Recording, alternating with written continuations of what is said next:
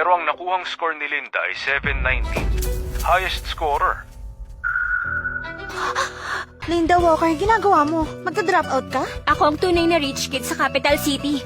Kawawa kasi napagpalit ako nung pinanganak ako. Doon ako magka-college exam. Capital City? Linda, sa mga nobela, laging todo suporta ang mayayamang magulang sa peking anak. Ingat ka, ha? Huwag kang mag-alala. Wala akong pakialam kahit hindi nila ako gusto. Ang habol ko, residency. At hindi pamilya. Pagkatapos ng exam, babalik ako ha.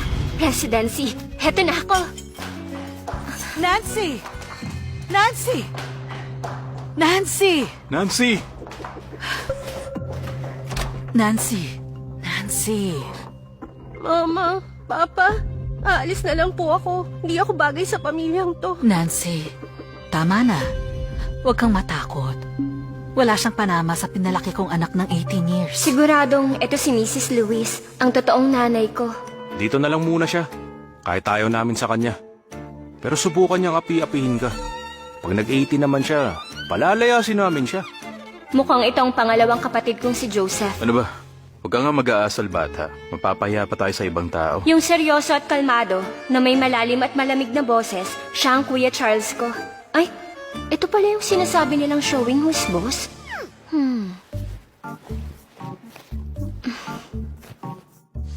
Napaka-boring. Kung may mga free time ako, magsasolve ako ng mga practice problems. Tapos na kami. Usap tayo. Teka, naisip ko na ang sagot dito. Nagpapanggap ka ba? Kunwari, mabuti kang estudyante. Patingin nga. Ano ba yan? Tumahimik ka! Ay, nakakairita. Linda, next time, huwag ka nang mag-aral sa sala. Masyadong mababa ang mesa, di komportable, tsaka hinihintay ka ng lahat. Sorry, akala ko nagkwekwentuhan pa kayo. Wala kasi akong sariling kwarto kaya dito na ako nagsulat. Ba't di mo sinabi na dumating si Miss Lewis? Pasensya na po yung master. Kasalanan ko po. Mama, sorry po. Kasalanan ko po. Okay lang, lahat ng kinalaman sa'yo, ha? Napakapangit umarte. Ganito ba kababaw ang mga mayayamang pamilya? Maayos naman ang kilos niya, pero halatang probinsyana. Sigurado may ugaling hindi papino. Sa ngayon, hindi siya bagay pumasok sa school ni Nancy. Dapat matutunan ng maayos sa mga rules ng pamilyang Lewis. Kopyahin mo.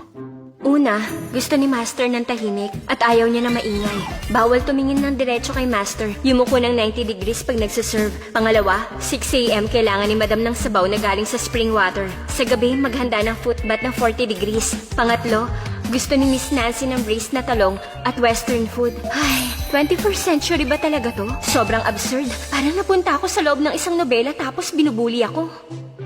Pasensya na, pero ayokong kopyahin to. Pumunta ako dito para maghanda sa entrance exam, hindi para tumigil at maging katulong. Kung ayaw nyo, aalis na lang ako. Anong sinasabi mo?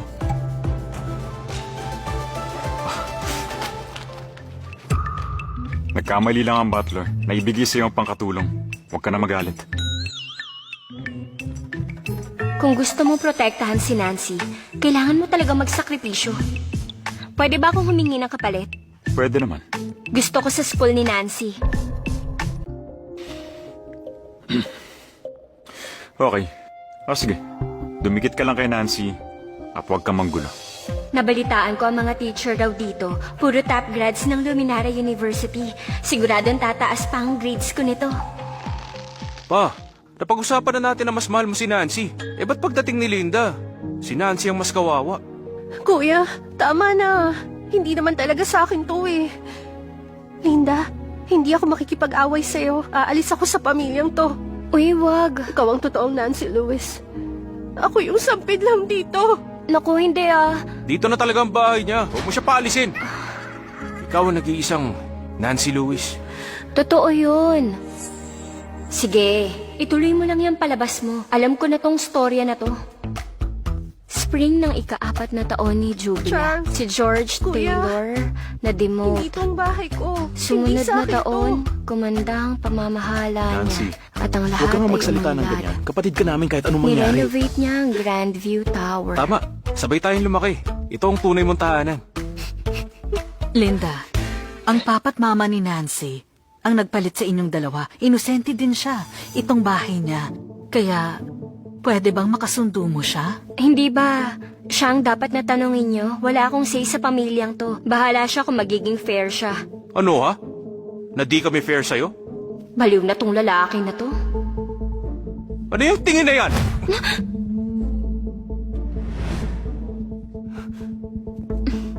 Haha, sumpungin ka pala. May reklamo ka na pabor kami kay Nancy o sinisisi mo kami sa pagkawala mo? Huwag niyo nang baliktarin para itago ang katotohanan. Alam ko namang pabor kayo sa kanya. Sa ampunan, marami rin akong mahal doon.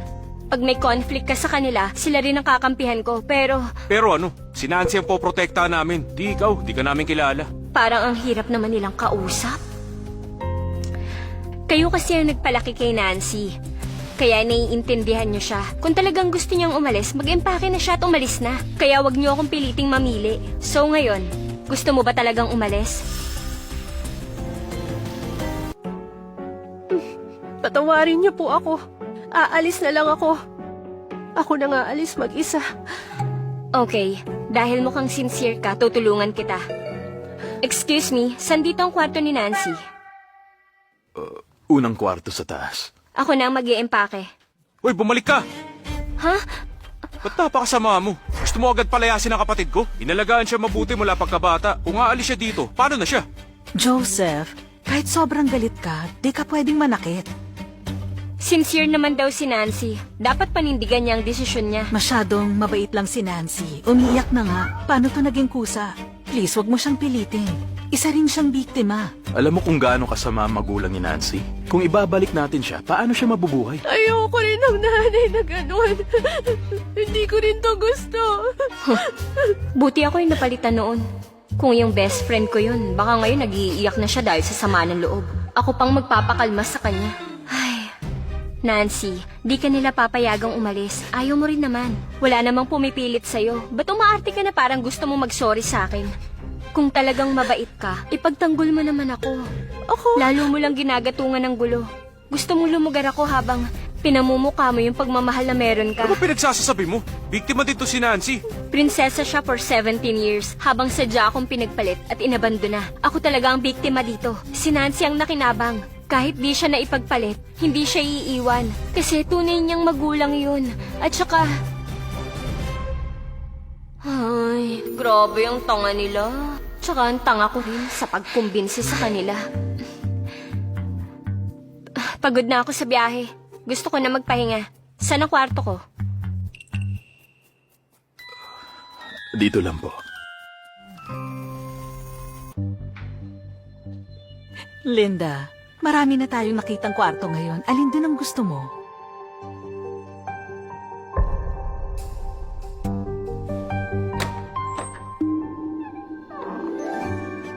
Wow! Ang laki nitong kwarto. Dun sa bahay ampunan nun. Kami ng best friend ko. Sa storage lang kami natutulog.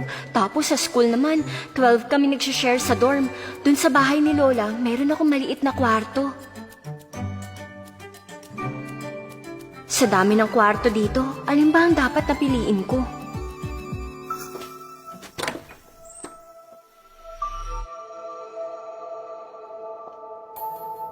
Linda, malaki na ang utang ko sa'yo. Kung gusto mo, itong kwarto ko, okay lang din. Ito na naman tayo, hindi na natapos. Tong si Nancy namin, masyado talagang mabait. Si Lola, ganyan din ako kino-comfort. Ako din ang paborito niya. Wag mo nang isipin yan, wag na. Pagdating ko sa Lewis family, handa akong hindi niyo mamahalin. Kailangan ko mag-aral na mabuti, makakakuha ng residency, mag-aaral sa Luminara, at kumita para sa sarili. Ma, kwarto na to ni Nancy. Sa dami ng kwarto na pagpipilian, ito pang kukunin niya. Di biro ang pinagdaanan ni Linda, pero babawi tayo sa kanya. Di pwedeng baliwalayin si Nancy. Sa'yo na yung kwarto na yan. Sa susunod, kung hindi ka naman willing gawin, huwag ka na magpakitang tao. Hindi Hindi naman, Mama. Hindi ganun. Pare-pareho naman ang design ng kwarto. Yung nasa taas na lang ang kukunin ko. Magandang location. Tsaka tahimik. Okay mag-aral dun. Pareho lang talaga. Di lang talaga namin alam ang mga design na gusto mo. Pag nakasettle ka na, sabihin mo lang kung anong gusto mo para ma-add namin. Okay. Linda, Pwede mo na ba akong tawagin na Mama?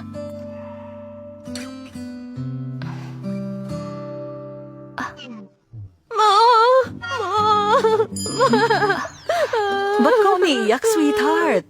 Oh, okay lang. Ang awkward nun, buwisit. Ba't ba ako sumagot agad? Baka isipin niya, type ko siyang tawagin. Ay, sa wakas, makakapag-aral na ako sa Capital City. Siguradong tataas na yung score ko na 700 points. Kuya, nagkamali ako kahapon. Nagalit sa akin si Linda. Gusto ni Papa na sumama sa atin si Linda sa school ngayon. Kailangan ko mag-sorry ng maayos sa kanya. Di ka mali. Huwag kang mag-sorry. Tara, dali na. Ha?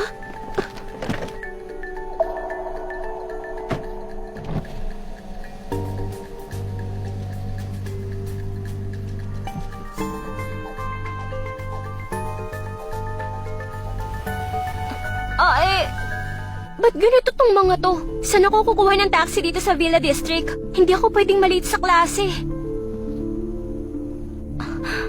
Hello, Pa? Grabe tong si Papa. Pinasabay ako sa kapitbahay naming si Ethan Miller. Di ba siya yung type talaga ni Nancy Lewis? Kahit na tinatanggihan niya ang arranged marriage niya kay Nancy.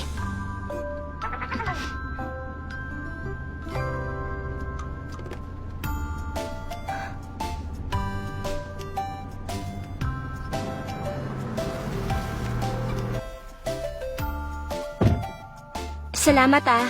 Sa susunod, doorbell ka lang kapag may need ka. Ikaw siguro yung malayong kamag-anak ng mga Lewis. Nasabi sa akin ni Nancy ang sitwasyon mo. Mahina ang foundation mo. Baka hindi ka makahabol sa enhancement class. Di mo kayanin. Regular class ka muna. Regular class? Tama. Sige, maliitin niyo ako. Di niyo ako mapipigilang matuto. Kahit sa regular class ako. Lahat ba dito makakalampas ng... Excuse me, ano pong score for enhancement class? 600. Eh, yung score po ni Nancy Lewis. Art student siya. Mga 30 to 40 pag undergrad. Bale, nasa regular class siya? Nasa enhancement class siya. Magandang score na yun para sa art student. Maganda na ang samahan ng mga estudyante dun. Huwag mo nang sirain yung samahan nila. Ah, so grupo sila. Bakit? Ayaw mo sa regular class? Gusto ko talaga. Halika. Ay, kung magsasama kami ni Nancy sa klase, baka maloka ako. Pero kahit na, dapat may record sila sa dati kong school. Ba't si Nancy agad ang pinaniniwalaan nila? Ba't naging weird ang mundo ko simula nung nahanap ko ang totoong pamilya ko? Miss Perry, busy ka ba? Ah, eto na yung transferee. Dito siya sa klase mo. Sige. Ikaw nang bahala sa kanya. Oo, ako nang bahala sa kanya. Start na tayo. Ba't di ka muna magpakilala sa mga kaklase mo? Opo. Hello sa inyong lahat. Ako si Linda Walker, galing sa probinsya ng Brookshire. Sana sa susunod na 6 months, magkasundo tayong lahat. Mula sa Walker family? Mayayaman ba ang mga Walker? Sabi niya taga Brookshire Province siya. Di siya taga Capital City. Ang mga tao doon, matindi mag-aral, di ba? Hardcore. Bakit siya lumipat dito? Bakit di siya matalino? Tahimik. Hanap ka na ng upuan mo.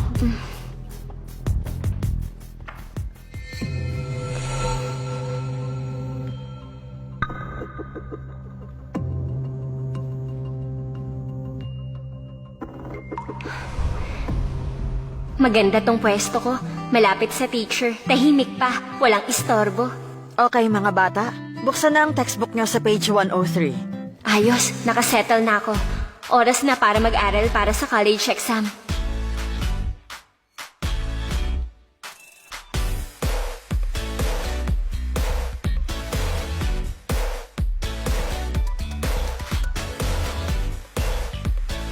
Makinig!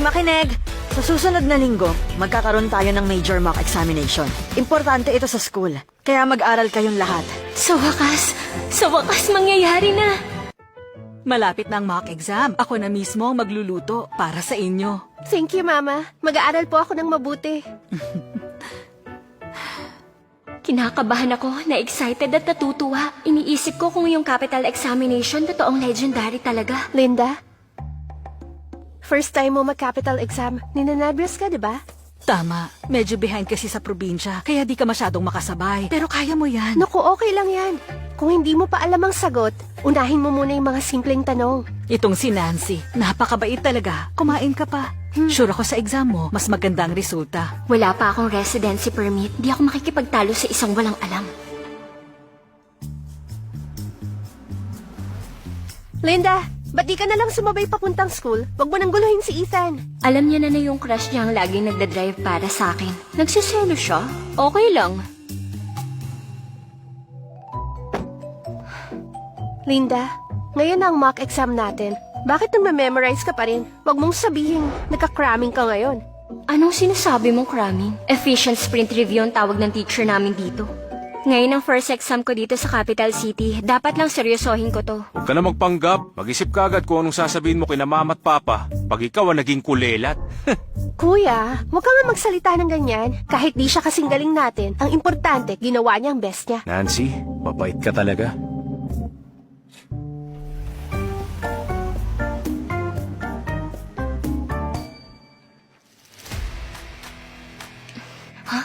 Capital exam, capital exam, capital exam.